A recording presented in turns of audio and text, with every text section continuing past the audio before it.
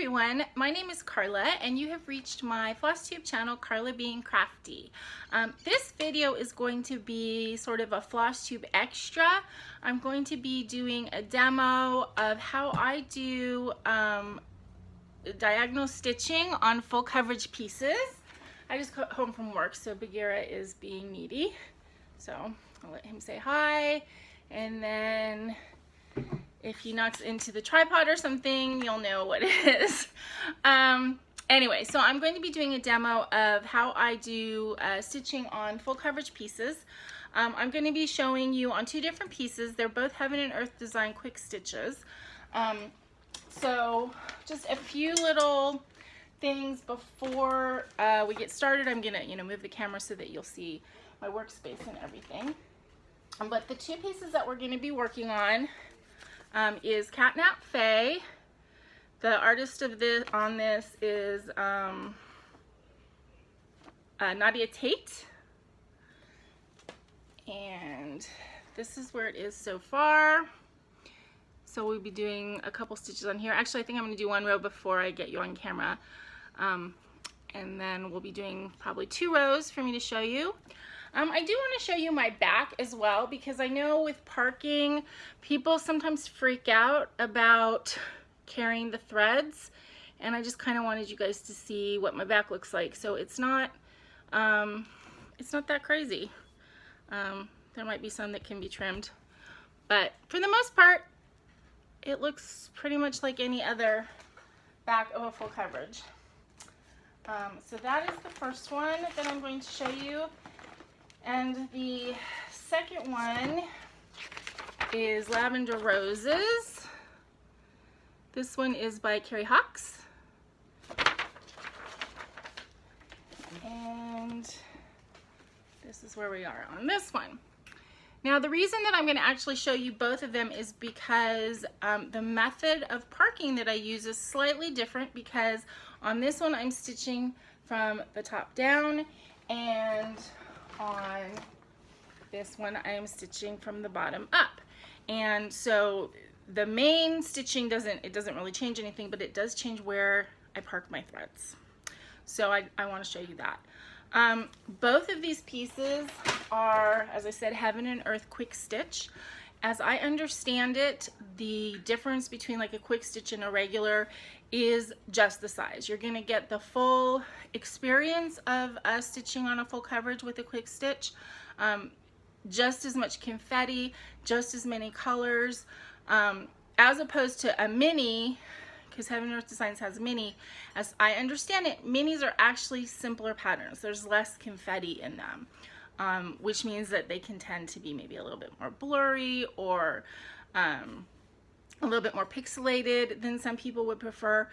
The quick stitches just mean that the entire pattern is a smaller piece. So sometimes, like with the Nadia Tate pieces, it's actually just charted that way. It's a smaller piece. Whereas with the Lavender Roses, that is a piece of a bigger piece. The really popular one, the Stitcher's Shelf, there's all kinds of quick stitches that are little tiny segments of that big piece. So that's what the quick stitch is. A lot of the full-size ones that I've looked at tend to be between like 400 and 700 stitches a side, whereas the quick stitches are like 1 to 200, 250 stitches a side. So that just makes a big difference in how big the project ends up being. But I like the quick stitches because you do get the full Heaven and Earth full coverage experience with them, but you are looking at 6 months to a year commitment as opposed to several years, even working with other projects mixed in. I will say that stitching on full coverage, especially the way I do it, is a completely different experience than stitching on a regular piece of cross stitch. It's not better, it's not worse, it's just different. And it's kind of like the difference between, regular pizza and deep dish pizza. Sometimes you feel like one, sometimes you feel like the other. They're both yummy, they're both made of the same ingredients, but they're not the same experience. And I feel like that's how it is with a regular cross stitch and then full coverage cross stitch. It's a different experience. So as you can see from when I held these up, I do parking. I do travel my threads if it's possible. I mean, I don't do it huge distances, but probably bigger distances than some people are comfortable with. I also leave all of my needles on during the stitching session. So I will go into all of that, you know, as we're doing it. I do my full coverages with this kind of Q-snap type frame. These are not real Q-snaps. These I got on Amazon. When you look them up, they're called universal embroidery frames, and you can get all different sizes. The thing that was important, however, is I got this one that they called it the universal embroidery frame stand. I don't know if they call it table stand, lap stand, but they use the term stand. So the difference here is that instead of the normal, well, you also get these normal, you know, the tubes and the corner pieces, but you also get these two pieces, which are what allows it to stand or to, yeah, be a stand on the table, and then this piece. So I'm gonna get myself all confused. So I put together this part. This is the part that's going to go on the table.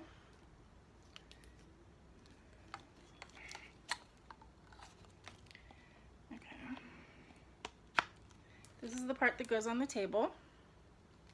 This width has to be the same as the width of the piece you're working on. This can be narrow, and the height of the piece you're working on, it can be as tall as you're comfortable with, but the width has to be the same. So this is that, and I'll show you when I go over there how I, you know, put it on my table and everything like that. The other thing that I use props when I'm stitching on the bottom, because this is like flat on the table, right? That's why I don't put a bar here. You could put a bar here, like if you're using this on your lap and you wanted more stability, you could put a bar here. But when I'm working on the table and I'm working at the bottom of the piece, I need to be able to get my hand under here. So that's why I don't have a bar there, and that's why I have these props. I made these out of diamond painting trays and a little bit of round foam. But I mean, anything that you can find that will, I mean, even like a rolled up, you know, washcloth, if you had two of them the same height, just to prop up the bottom edge of the stand so that you can get your hand under.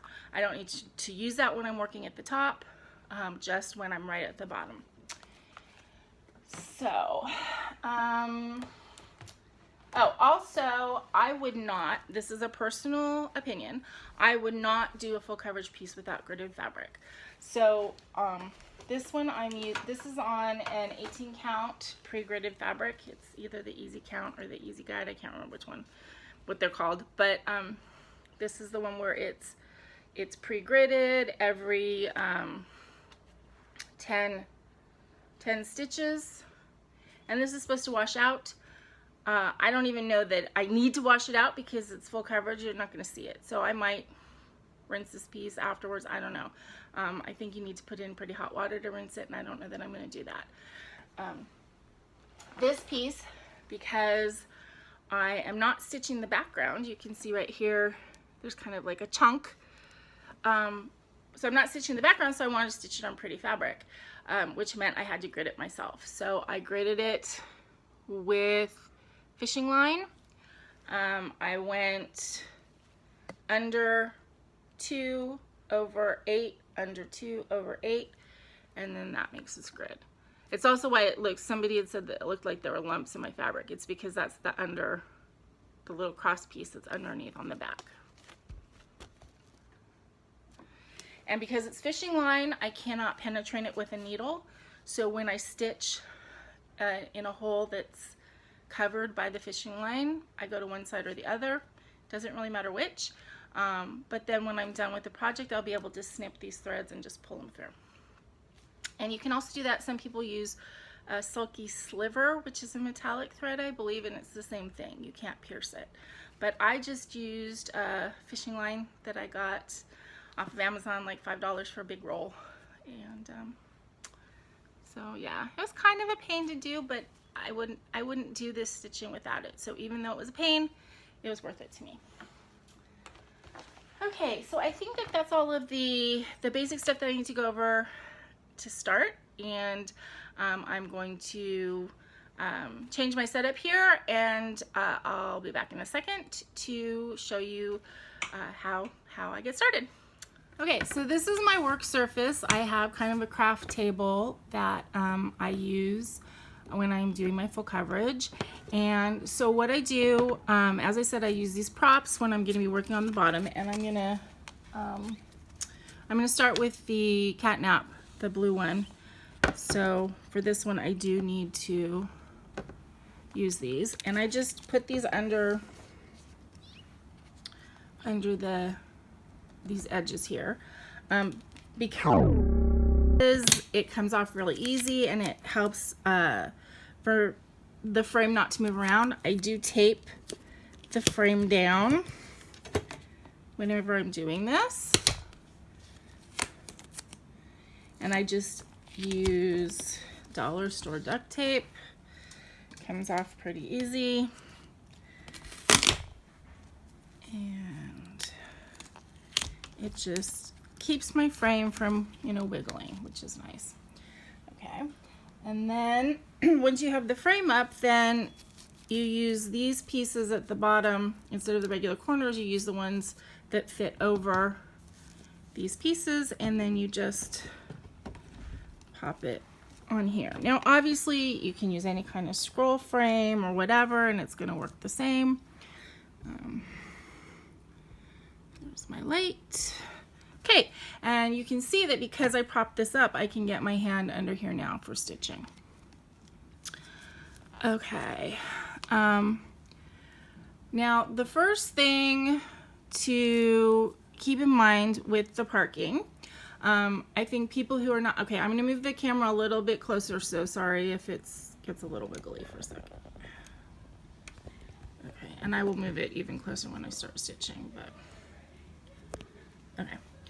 So people see parked threads like this and they get a little freaked out, like it's intimidating. But what you have to keep in mind is that you are not going to be working with all of these parked threads in any stitching session. First of all, these are parked for next time because they were parked from this diagonal going up. So these, what I do is I just pull them over to the side, kind of twist them, wrap them around a needle minder, and ignore them. And then as I park things over into the next diagonal, I'll pull them around here and again ignore them. And as far as the rest of these threads, well, I mean, you guys know stitching is not a fast thing. So I could sit here for a couple hours and I'm going to end up doing maybe 100, 150 stitches, but that's only going to be like that much. So I can take all of these threads that are parked, and these are the same. I can ignore these for right now. I mean, if I did move up and I got that many done, that's great, but you know, realistically, that's not going to happen in this session. I mean, we already know I'm doing 2 rows for you guys, so we can ignore those. So, and this is actually in the next diagonal, that one can go over there. So we're only dealing with these stitches and probably, or these threads, and probably not even that many. So let me go ahead and pause for a second, get a little bit more set up, and get the camera into a better angle where you guys can see the stitching part better, and then we'll go forward. Yeah, okay, so hold on just a second. Okay, so I know it's just been a second for you guys, but actually it's been a little bit of time for me. I've actually done 3 rows here, partly because of going off onto another page of the pattern, and I didn't think that would be easy for you to see. And then also I ended up just doing this last row because I was filming, and in the middle it got all messed up, and I'm going to try really hard not to hit the camera, but if I do, please bear with me. It's really hard to do this stitching because the camera's right where my face and my hand want to go. So okay, so you can see that this first stitch, which is this L or line, we're parked, and my stitches go from bottom left to top right is the bottom leg, and then bottom right to top left is the top leg. And since I am stitching this diagonal from bottom to top, that means that I park in the top, and it's opposite when I do it the other way, which I'll show you on the next project. So I always park in the top right corner. It's really important that you always park in the same spot. One thing about the diagonal stitching is that I very rarely have to frog anything. If I make a mistake, it's a parking mistake, and I can usually figure it out. And if I can't figure it out, then I can just end the thread and start over again, you know, knowing that I'm using the right thread. But anyway, so we're right here at the beginning of the row. I do stitch left to right, regardless of which way I'm going. So we're going to have 5 stitches of this initial color. Now, the nice thing about the diagonal stitching and the way in which, you know, it feels different for me is that you're not stitching like a picture. Like, you're not stitching a flower, you're not stitching an icon, you're not stitching anything, you're just doing these 10 stitches. So it doesn't matter what it is, you're just looking for the symbol, making sure you have the right color, and stitching. So it's very systematic. You're just, you know, stitching the next color in that row. And once you get into it, now it's going to be different, of course, if you're hitting like a new section with a new color, this pattern you know, goes into the pink of the fairy's pajamas. When I hit that little pink section, which is right below where the camera can see, it's like right here. Those were all new colors. So of course each color I had to pull a new thread, and it took a little bit longer. But once you're kind of like in a section where you're, you know, like if you're doing leaves and it's all, you know, bunch of different colors, but all the same bunch of different colors, most of the time you're going to find that you're parked. So that's 3. Is that 3 or 2? That's 2. Yeah, that was.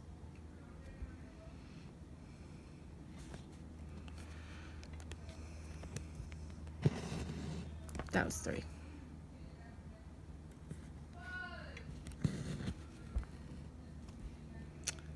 This is 4.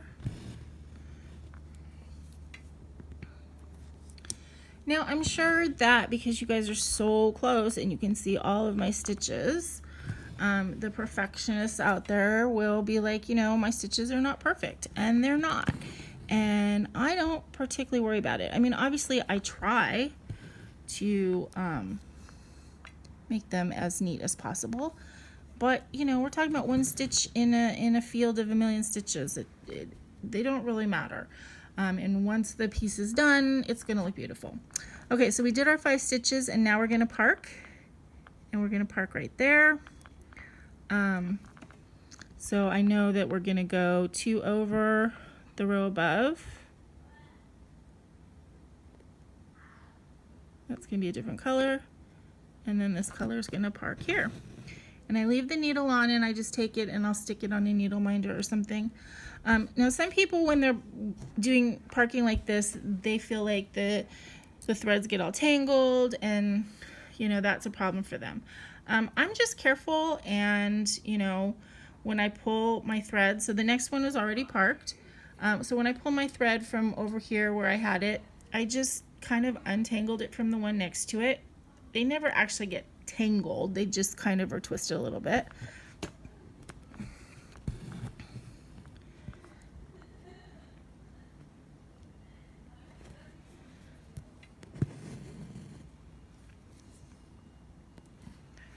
Okay.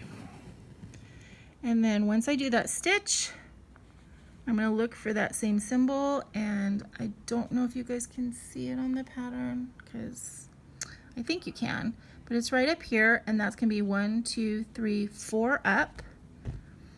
So I would go 1, 2, 3, 4. Now, here's an interesting thing.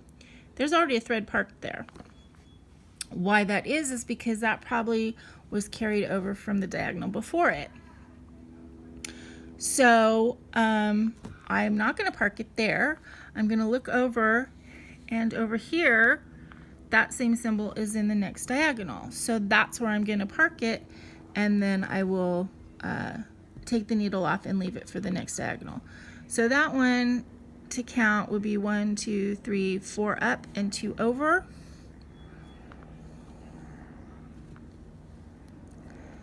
That's 2, 3, 4 up and 2 over. You can also, this is where your guidelines come in, and I realize that this is right under the paper so it's hard to see, but there's a guideline right there. So the first stitch is going to be the one past the guideline, so that's going to be 2 stitches past the guideline. And park that thread, and then I can pull that thread over with my my ones I'm not using right now. Okay. And then the next one is this little parentheses.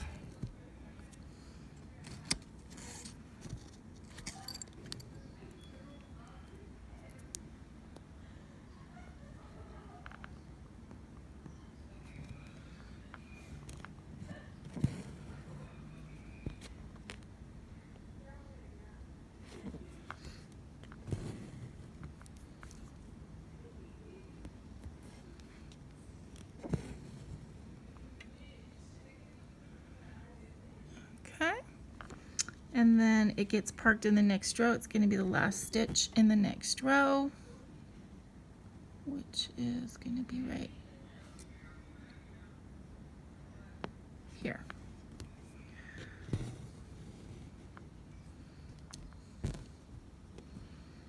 And the next one is this, which is this green color.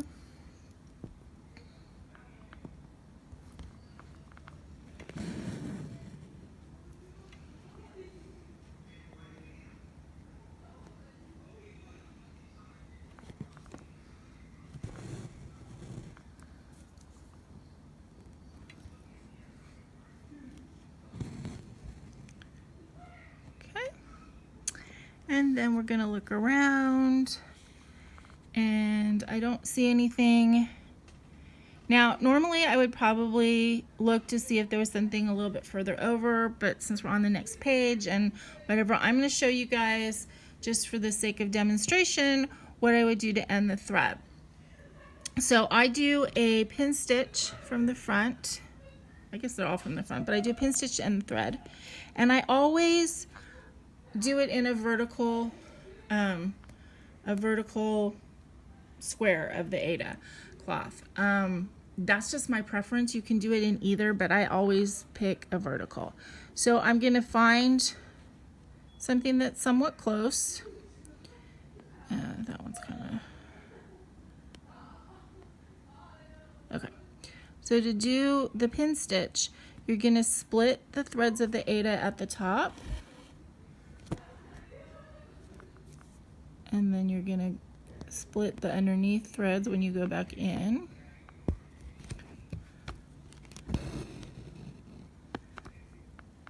And then you're going to do it from the bottom up. The nice thing about the Aida is that if you do it correctly and you split the threads correctly, the pin stitch all but disappears.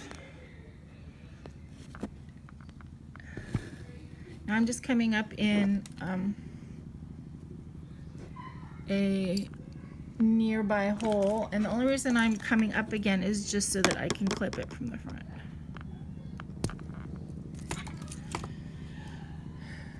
Okay. And then the last 2 stitches on this row is the black.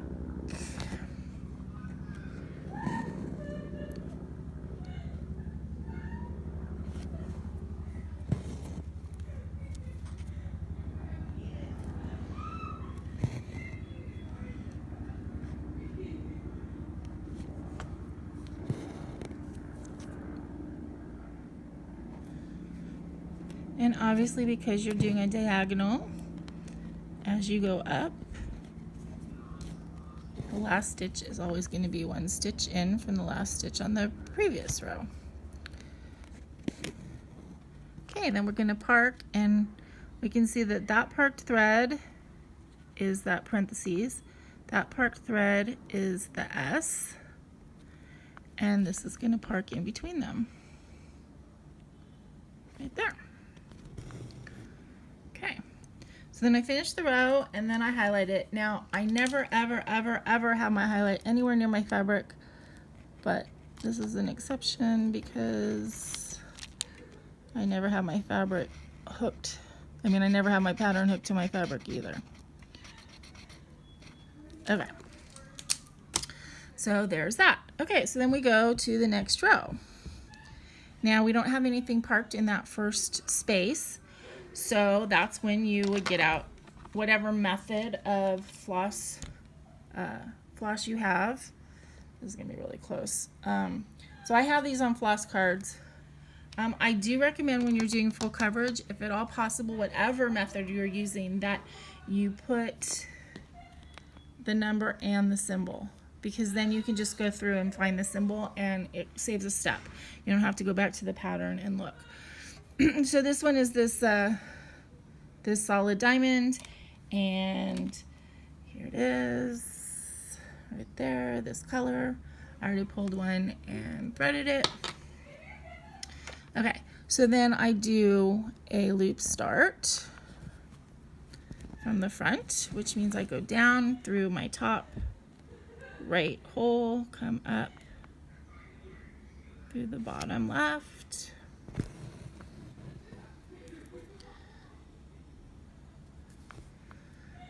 put my needle back through the loop, pull it tight, go back down through the top right, and then pull the loop through.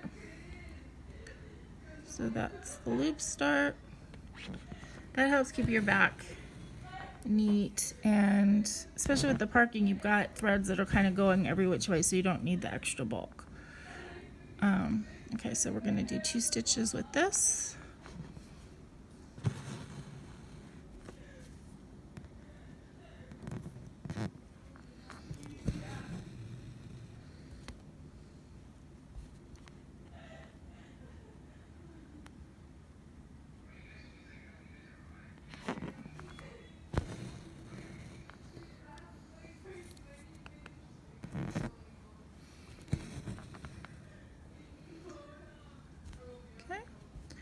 And then park it in the next row above.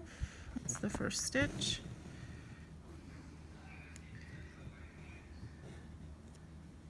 And I'm actually taking the needle off because I know I'm not going to continue this session. Okay, then your next color is already there, parked. And we do 3 of those stitches. So this works whether, you know, if all 10 stitches are a different color, if it's that full of confetti, this works. If all 10 stitches are one color, this works.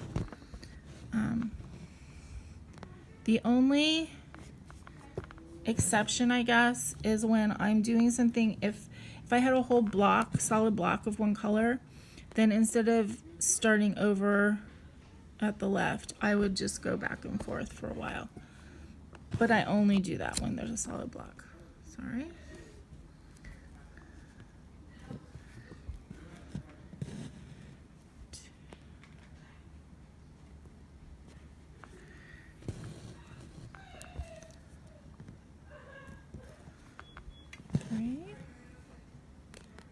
And I realize the next 3 colors, I did not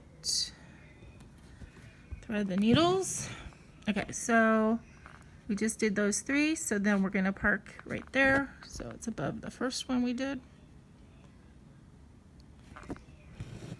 And as you notice, I'm parking on the top right.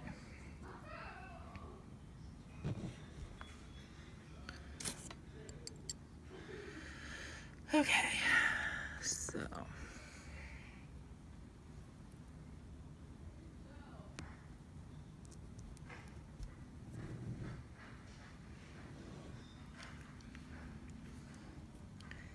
I do like my floss. I feel like it's a little shameful to say that, but I do. Okay, so this is the Y.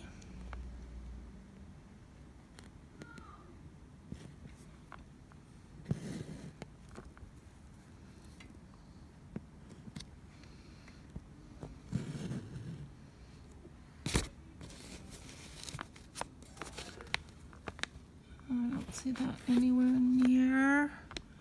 So I'm going to go ahead and end this thread with a pin stitch. Again, I just find a nearby vertical square.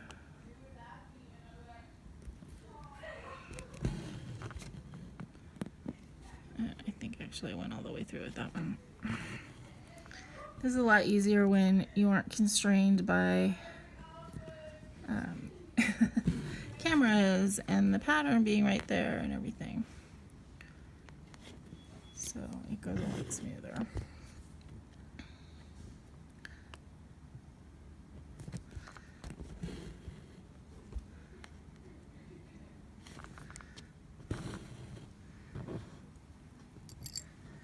And again, I came up in a nearby hole just so that we can snip it.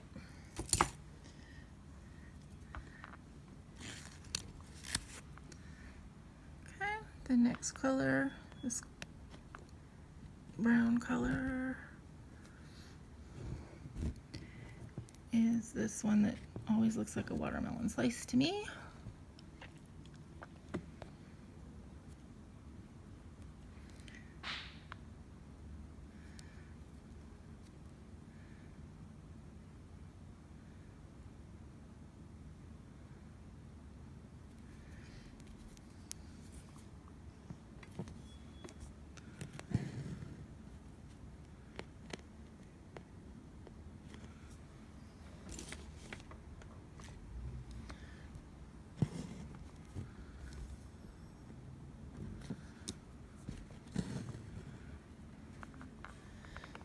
And again, I don't easily see another one.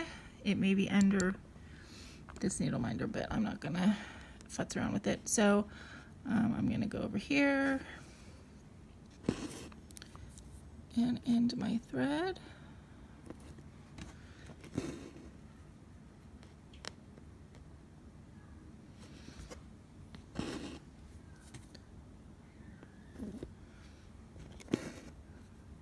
With my pin stitch. With the Aida, they usually kind of disappear or sink into the fabric, but even if they don't, it doesn't matter if you're doing full cross because you're going to cover it up anyway. Okay, and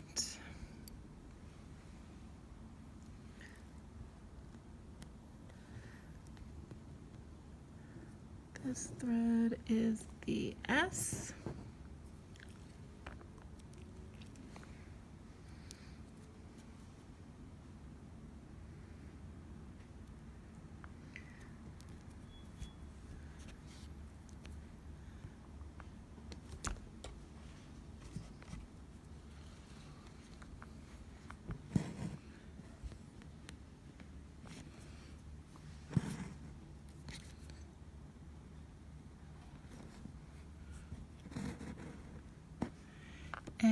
this one, I know there are some.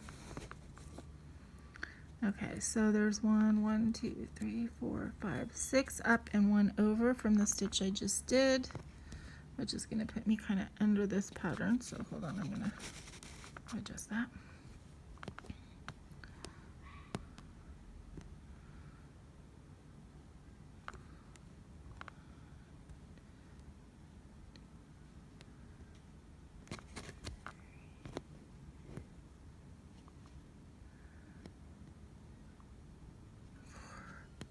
Five, 6, and 1 over. And again, if I make a mistake, it's going to be in that little process right there. But as I said, I can usually figure it out if I do make a mistake. Okay, then the last 2 stitches in this row are the symbol 1, which is 310. And it parks right above.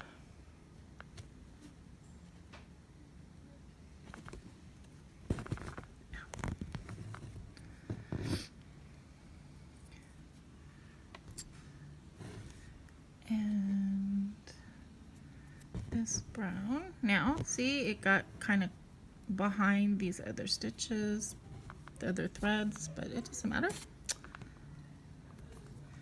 That was easy enough to solve.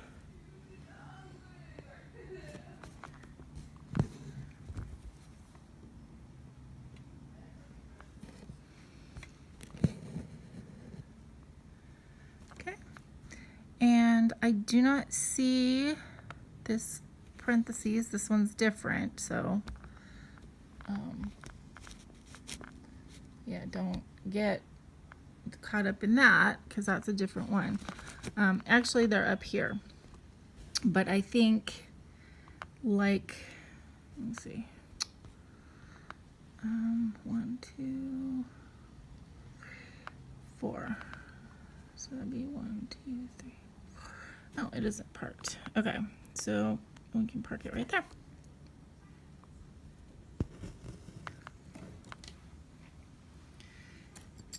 Now, if that hadn't been there, those 2, I would have gone over to the next diagonal and I would have parked here, which would have been parked, but then I wouldn't have used it for quite a while. Okay, so, and then we finish the row, so we want to highlight it.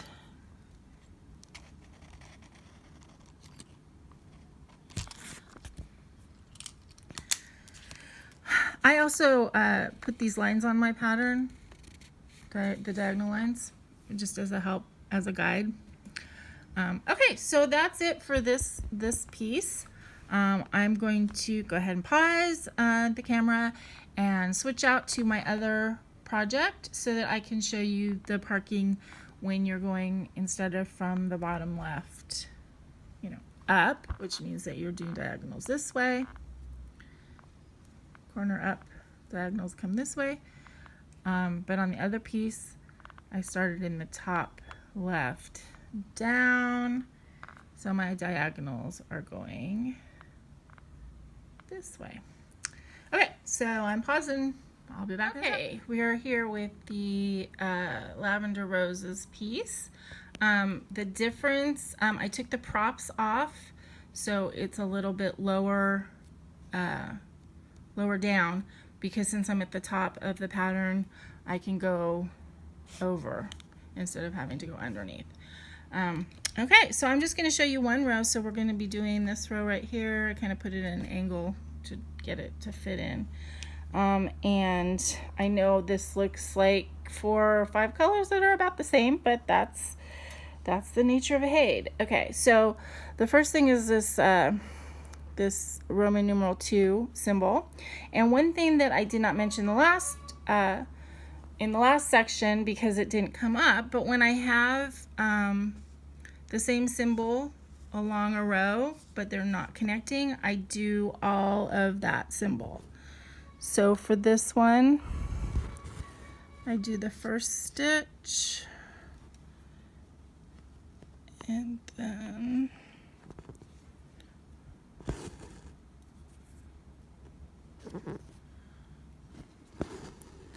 I'm going to skip this one that's already parked, and I'm going to go to the next stitch of that Roman numeral 2 symbol.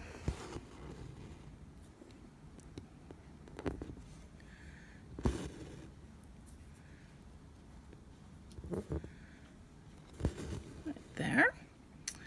And then we're going to park it, and the next time that's used is 2 down, 3 over.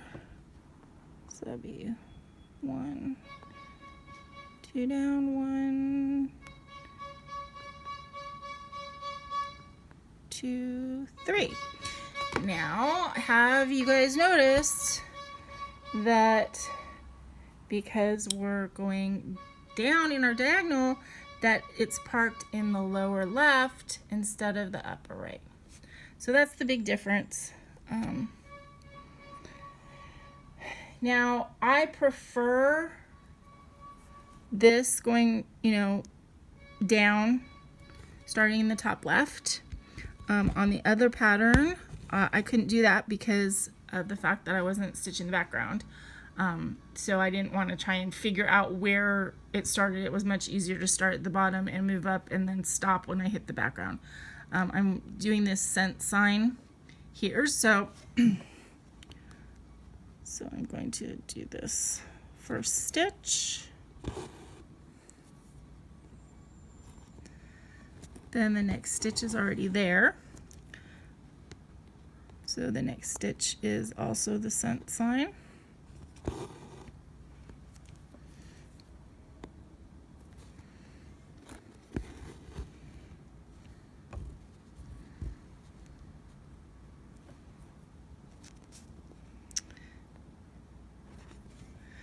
This fabric is a little bit stiffer than the colored fabric. Okay, then there's a parked thread for the dollar sign, and I have 2 more cent signs. As I was saying, this fabric, this Aida, is a little bit stiffer than the blue fabric. The blue fabric is a Picture This Plus, which is beautiful, but it's a little bit, the threads of it are a little bit more loosey-goosey, which I think makes it a little bit more difficult to stitch on. This is a little bit stiffer, a little bit easier to stitch on. So keep that in mind when you're looking at fabric for doing a full coverage. Okay, then there's no more of this symbol in this 10 row, so it's actually the first symbol in the next row. So we're going to go over to the next row and park it in the lower left corner. Okay, so we've done these 4 stitches, and the next open space is this dollar sign symbol, which is already parked for us. So as you can see, when you get into an area where you're kind of using the same colors and you have nice long pieces of thread, it can go pretty quick because everything's already parked for you, and you just kind of have to just stitch. Okay, then the next 2 we've already done, and then the next one is also this dollar sign symbol.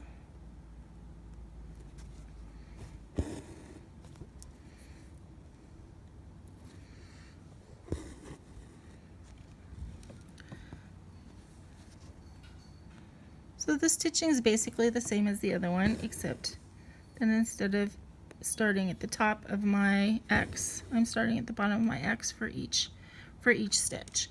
When we park, we're going to park the next row 5 in. So 1 is already there, 2, 3, 4, 5. And then we've got this symbol. And it's already parked for us.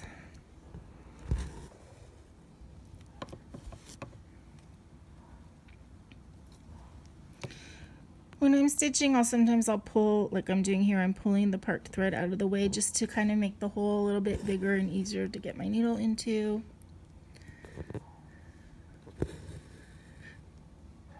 Okay, and then now there's this same symbol right there, but that's not in this diagonal, so I don't stitch it. I never go beyond my 10 stitches. It doesn't matter if it's the same symbol as the one next to it. I don't do that. I stick to my 10. So this is going to be fourth in, right next to the one that we just parked. So you don't even have to count. You just know that it's going to go right there.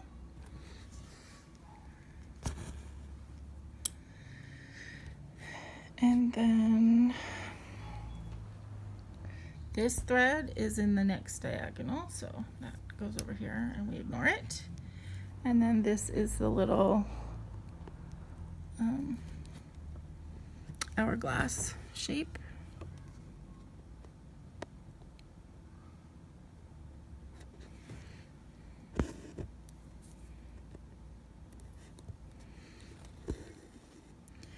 And the next time we see it is actually right below the stitch we just did, but it is in the next diagonal, which is fine. We're just gonna park it. And if I were continuing to stitch, I would just kind of pull it over here with my out of the way threads and take the needle off. And then I would go on to my next row. First, of course, we have to highlight this so we know what we've done.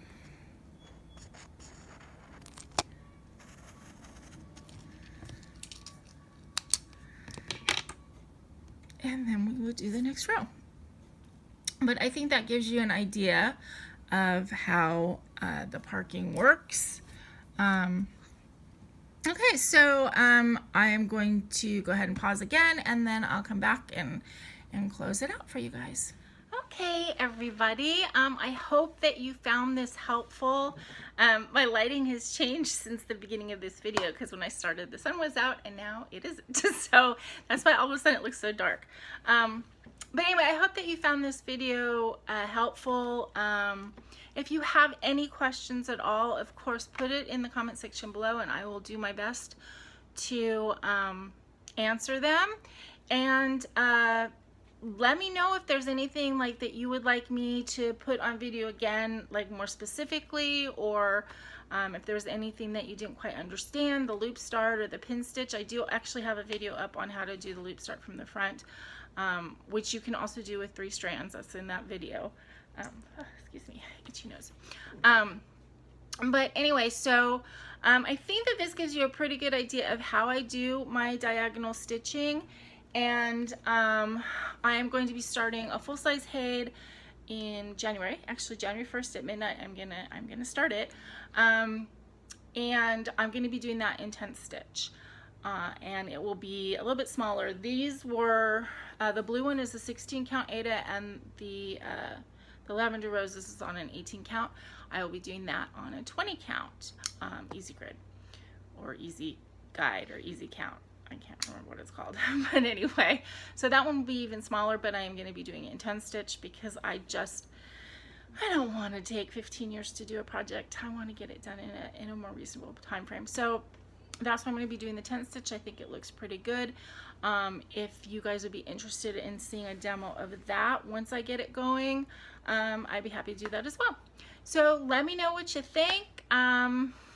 And in the meantime, I hope you guys have the rest of your week is great, and that you have fun stitching, and that you give doing full coverage a try, or that you give diagonal stitching a try, because it is a little bit different, but for me it just made the full coverage just really very easy and enjoyable to do and not frustrating. I mean, occasionally, of course, you're going to get a tangle or you're going to get something that's going to be frustrating, but for the most part, this is really an easy way to stitch. It's time consuming, and of course, well, like any stitching, it is time consuming, but it is relaxing, and it's really cool to see the diagonals, grow and the pictures start to grow, and I really like this method for full coverage. So I hope you guys enjoyed it. Have a great rest of your week. I will be back with my regular FlossTube video on Sunday. And in the meantime, always remember, be content, be kind, and be crafty. This is Carla. Good night, everybody.